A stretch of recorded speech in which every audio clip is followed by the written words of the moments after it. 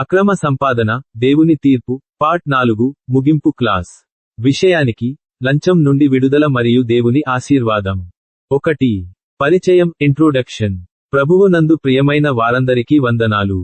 లంచము మరియు అక్రమ సంపాదన గురించిన మన ఈ 4 రోజుల ప్రత్యేక సిరీస్లో ఈరోజు మనం చివరి క్లాస్కు చేరుకున్నాం. గత 3 రోజులుగా లంచం వల్ల వచ్చే శాపాలు, నష్టాలు, జక్కయ్య మరియు గెహజీల జీవితాల నుండి పాఠాలు నేర్చుకున్నాం. ఈ రోజు మన ముగింపు క్లాస్లో, అసలు ఈ అక్రమ సంపాదనల ఉచ్చు నుండి మనం ఎలా బయటపడాలి, దేవుడు మనల్ని ఎలా ఆశీర్వదించాలనుకుంటున్నారో నేర్చుకుని, ఈ సిరీస్ను ముగించుకుందాం.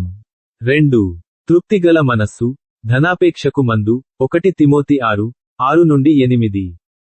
మనిషి ఎందుకు లంచాలు తీసుకుంటాడు లేదా అక్రమంగా సంపాదిస్తాడు? ఉన్నదానితో తృప్తి లేకపోవడం వల్లే.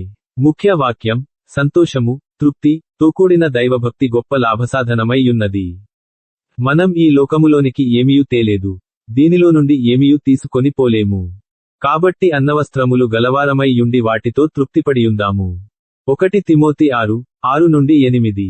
వివరణ: లంచం ద్వారా వచ్చే అదనపు డబ్బు కంటే, నీతిగా సంపాదించిన కొద్దిపాటి ధనమే మనకు మనశ్శాంతిని, దేవుని రక్షణను ఇస్తుంది.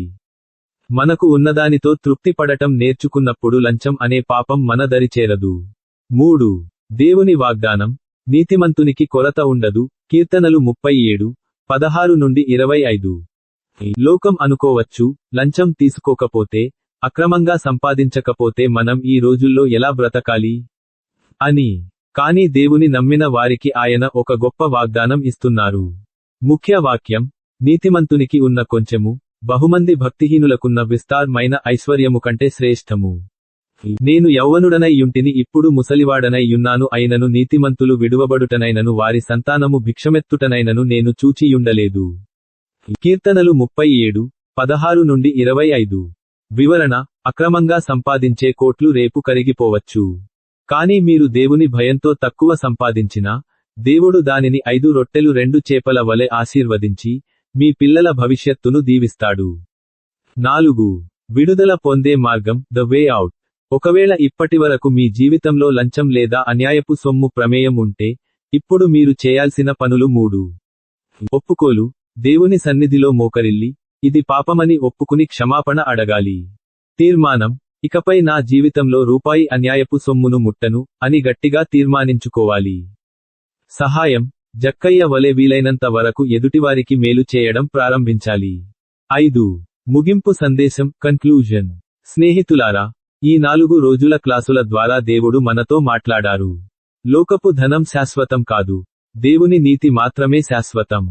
లంచాలకు, అక్రమ సంపాదనలకు దూరంగా ఉండి, దేవుని పరలోకపు ఆశీర్వాదాలను పొందుకూడదాం. ప్రార్థన. పరిశుద్ధుడైన తండ్రి, ఈ 4 రోజుల సిరీస్ ద్వారా మాకు ఎంతో ఆత్మీయ జ్ఞానాన్ని ఇచ్చినందుకు వందనాలు.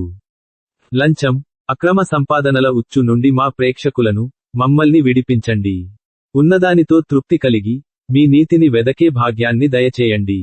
మా కష్టార్జితాన్ని దీవించి, మా కుటుంబాలలో మీ శాంతిని నింపమని యేసు నామములో వేడుకుంటున్నాము తండ్రి, ఆమేన్. ప్రేక్షకులకు ముగింపు మాటలు, ఔట్రో. చూశారు కదా స్నేహితులారా, ఈ 4 రోజుల బైబిల్ స్టడీ మీ ఆత్మీయ జీవితానికి ఎంతో సహాయపడిందని నమ్ముతున్నాను. దేవుని చిత్తమైతే రేపటి నుండి, దేవుని చిత్తం, గాడ్స్ విల్ అనే సరికొత్త, పవర్ఫుల్ బైబిల్ స్టడీ సిరీస్తో మళ్ళీ కలుద్దాం. అంతవరకు సెలవు. దేవుడు మిమ్మల్ని నిండారుగా దీవించునుగాక. God bless you. అక్రమ సంపాదన,